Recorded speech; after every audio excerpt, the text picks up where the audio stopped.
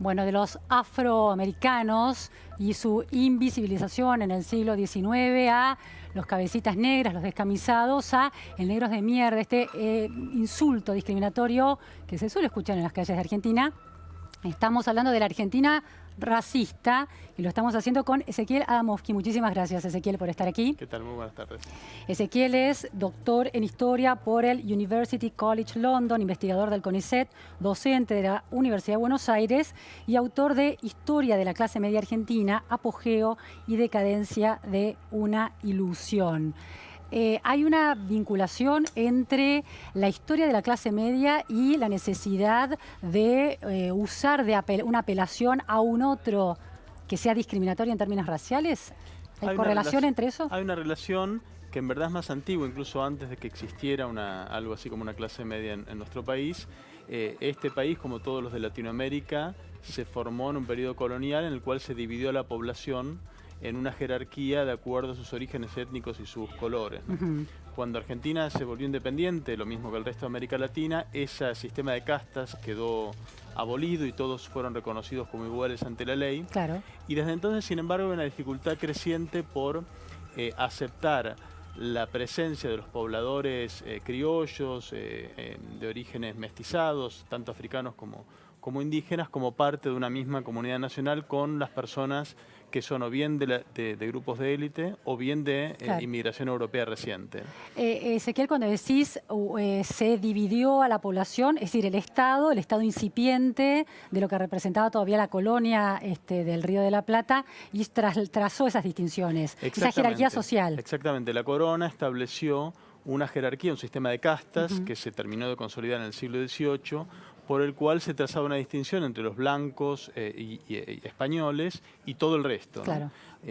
Inicialmente esa división originariamente era más sencilla, o se era indio o se era español, pero luego a medida que la población se fue mestizando, se desarrolló todo este sistema de categorías por el cual se establecía esta jerarquía de castas que fijaban el lugar de cada uno en la sociedad de manera, digamos, administrativa y por nacimiento, ¿no? Uno nacía en una casta y en teoría no podía correrse o salirse de ella. Y en esas épocas, en ese siglo mucho más lejano, había una autopercepción de quienes eran de alguna manera discriminados en términos de la mirada del Estado sobre su condición y de los otros respecto a esa condición. ¿Había epítetos discriminatorios o estigmatizantes? Sí, sí, por supuesto. Las propias palabras para definir a las castas tenían una carga de estigmatización y un ¿Cómo sentido... se los definía, por ejemplo? Las castas, digamos, había todo un sistema que las categorías básicas iniciales eran indígena, negro y blanco, y luego se fueron desarrollando toda una serie de etiquetas cada vez más desagregadas y sofisticadas para definir a las cruzas, digamos, ¿no? Claro. Sambo, cuarterón, tercerón, hay un montón de categorías para tratar de frenar lo que era una cosa bastante evidente en la colonia, que es que habían intentado que los blancos no se mezclen con los de otros orígenes y sin embargo un proceso de mestización muy temprano e imparable, ¿no? ¿Es un proceso racial y económico al mismo tiempo? Sí, porque en toda América Latina las distinciones de clases se montaron sobre una distinción étnica original, que es la que distinguía entre indio y no indio, ¿no? Claro. Los blancos estaban exentos de toda una serie de tributos y de cargas que recaían completamente sobre los indígenas. Había y luego, un sojuzgamiento también en términos tributarios. En términos tributarios, claro. Una diferencia de clase que hacía que unos tributaran y tuvieran que trabajar para otros y toda otra serie de contraprestaciones. Y ese mismo esquema se fue reproduciendo a través del tiempo e incluso permanece todavía hoy cuando ya no existen las castas, ¿no? Si uno analiza, y hay algunos estudios en este sentido, si uno pudiera tomar una muestra del 10% más pobre de la población argentina y el 10% más rico, encontraría que el 10% más pobre tiende a tener una tez más oscura y tiende a tener orígenes no exclusivamente europeos, mientras que pasa lo contrario en la población más rica. Y en términos tributarios uno podría decir que el 21% del IVA cae más pesadamente sobre esos sectores más vulnerables, ¿no? Bueno, Argentina tiene un esquema tributario muy injusto, por el cual el Estado se sostiene básicamente sobre impuestos al consumo que los pagan proporcionalmente más los pobres que los ricos. Claro. Ezequiel, la Argentina se ha enorgullecido, comparado con otras sociedades como la de Estados Unidos, durante muchas décadas de no tener un problema racial con los negros. ¿Esto es verdad? Bueno, Argentina no tuvo, en verdad América Latina, no tuvo nada comparable a las leyes de segregación que existieron en Estados Unidos en el siglo XIX y en el siglo XX. Por ejemplo, el último estado norteamericano que abolió la ley que prohibía casamientos interraciales fue Alabama en el año 2000. ¿no? En Argentina y en América Latina jamás existió en la época independiente, me refiero, nada parecido. Y tampoco segregación en los sistemas escolares, los negros por un lado y los blancos por otro. Nada formal, por supuesto sí existe informalmente, diversas formas de racismo existieron y siguen existiendo, pero no un sistema legal formal, abierto de segregación racial, ¿no? Pero hubo población afroamericana o africana en el Río de la Plata durante el siglo XIX. Sí, por supuesto, muy numerosas. Llegaron a ser más del 30% de la población en lugares como Buenos Aires, por ejemplo, ¿no? ¿En qué años esto? Y esto en la primera mitad del siglo XIX. ¿Y cómo eran percibidos? Esta idea de los actos escolares, de la mazamorrera negra o el esclavo negro, ¿era una realidad? No, bueno, eso es una costumbre de los actos escolares del siglo XX, después de la década de 1930. En la época en que eran tan numerosos, 30%, hay que pensar que eran todavía esclavos, ¿no? Muchos de ellos. Había una porción que ya eran libres, pero siguió habiendo esclavitud en Buenos Aires hasta la década de 1860, ¿no? La Asamblea del año 13 es la que los libera. No los libera, sino lo que hace es abole, digamos, dictamina la ley de bienes por el cual los nacidos...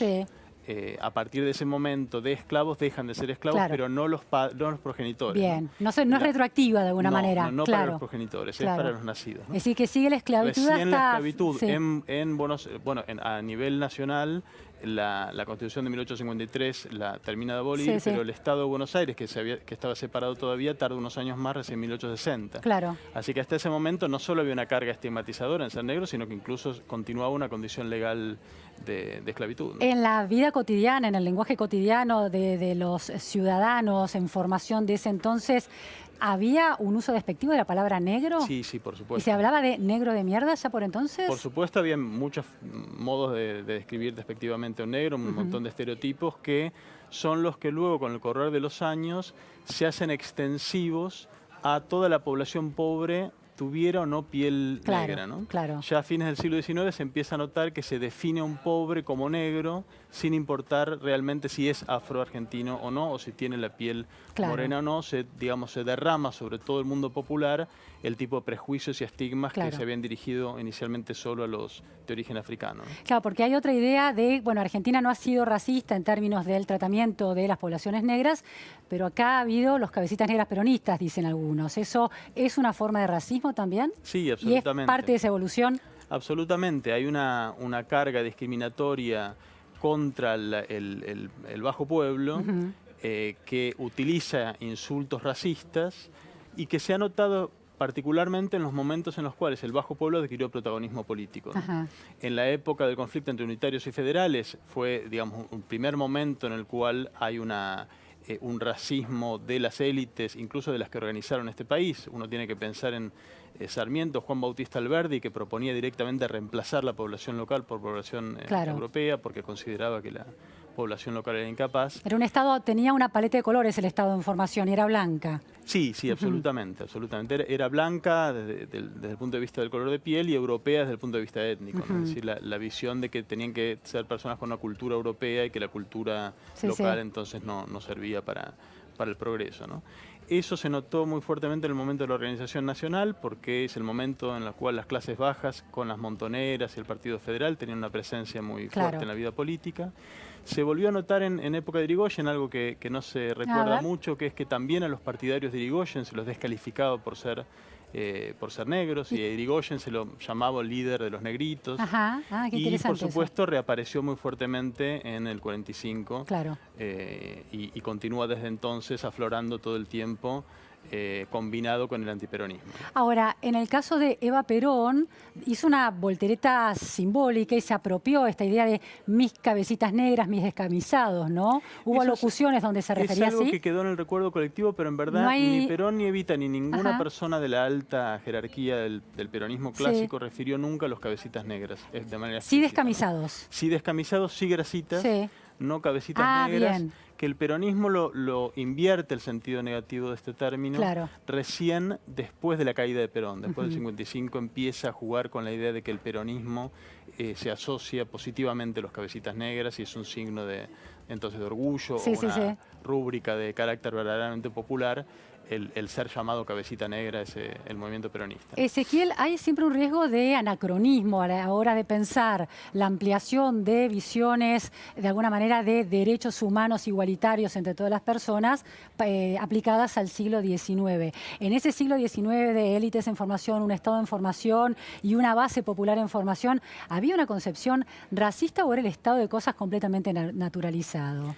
Las dos cosas, es decir, había una concepción absolutamente racista presente en Argentina y en el resto del mundo, incluso desde mucho antes. El racismo no es un fenómeno solo del siglo XIX, más atrás también lo había.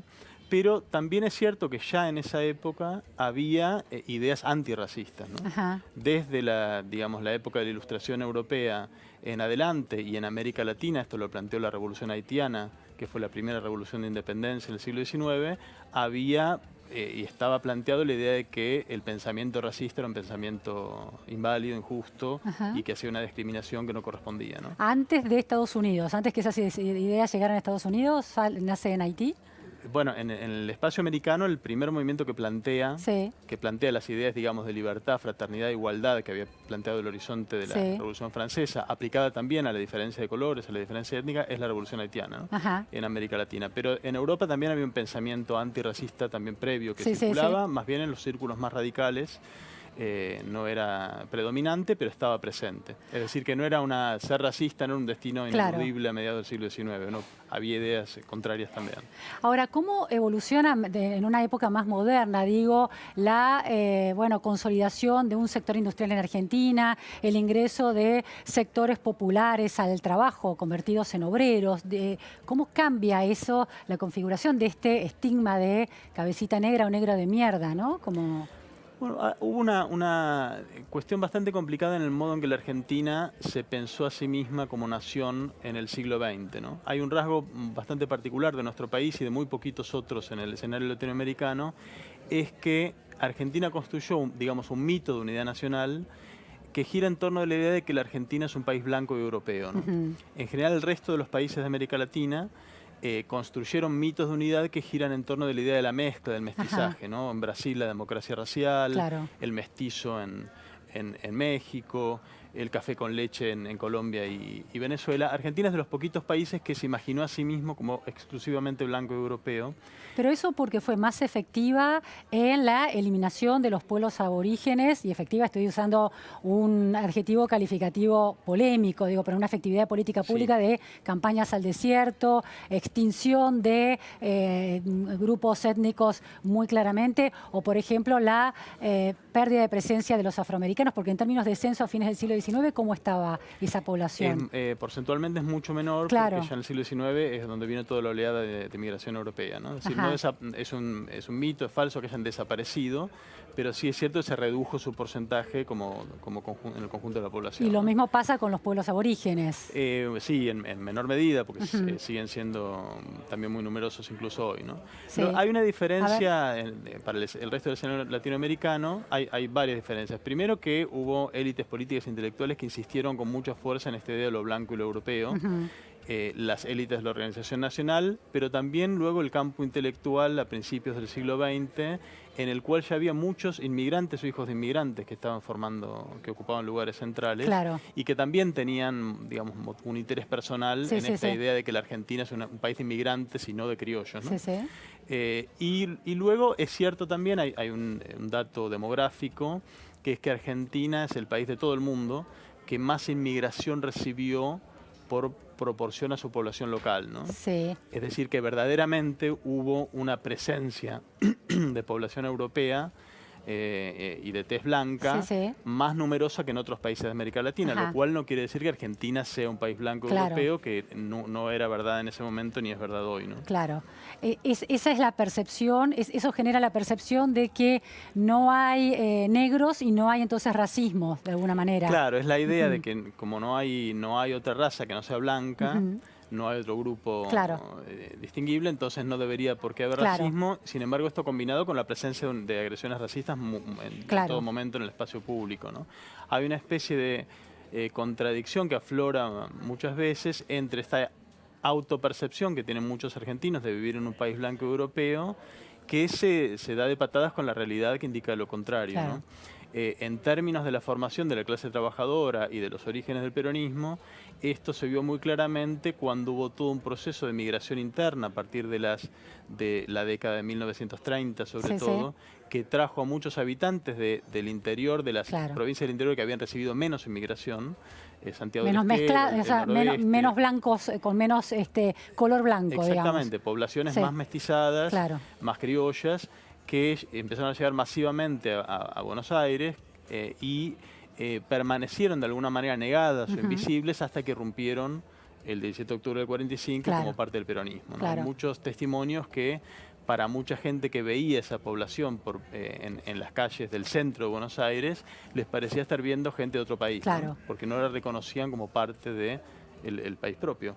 Última cuestión, Ezequiel, se habla hoy de la Argentina conurbanizada, creo que tiene que ver con también este tono presente en las calles de las urbes argentinas. ¿Y cómo interpretás el uso en estos contextos de violencia juvenil del término negro de mierda? Yo sobre lo primero diría que hablar de una Argentina conurbanizada, o antes también se habló de una Argentina que se latinoamericanizaba, ¿no? Es un poco partir de esa idea de que la Argentina, digamos, real, entre comillas, es una Argentina que está representada por el centro de Buenos Aires o por lo blanco y lo europeo, ¿no? Blanca y cosmopolitas, Argentina siempre fue latinoamericana y siempre fue conurbano la Argentina, ¿no? En todo caso, lo excepcional sería la ciudad de Buenos Aires en el conjunto del país, ¿no? En ese sentido, digamos, veo con mucha preocupación no solo ese racismo cotidiano, ese desprecio de lo popular por vía de nombrarlo como negro y asignarle una inferioridad racial, por supuesto eso es constante y permanente. Veo con mucha preocupación cómo eso se conecta con la política, ¿no? Cómo las disyuntivas políticas en nuestro país, los desacuerdos entre partidos, que son legítimos y los hay en todos lados, se conectan también con desacuerdos que son más profundos y anteriores, que tienen que ver con qué somos los argentinos, ¿no? Ahí me parece una porción grande de este país que no es capaz de aceptar la realidad demográfica de lo que somos. Es decir, que somos un país que siempre fue mestizado, que siempre fue de colores diversos y que no es exclusivamente blanco y europeo, aunque por supuesto hay personas blancas y de origen europeo como las hay de otros orígenes también. ¿Y crees, por último, Ezequiel, que el uso cotidiano de eso de negro de mierda ni siquiera es percibido por quien emite semejante calificación como racismo? Claro, no es percibido como racismo. Muchas veces está esa frase de que, no, yo no digo negro de piel, digo negro de alma, negro ¿no? de alma, Es una frase absolutamente racista, sin lugar a dudas, porque apunta al color.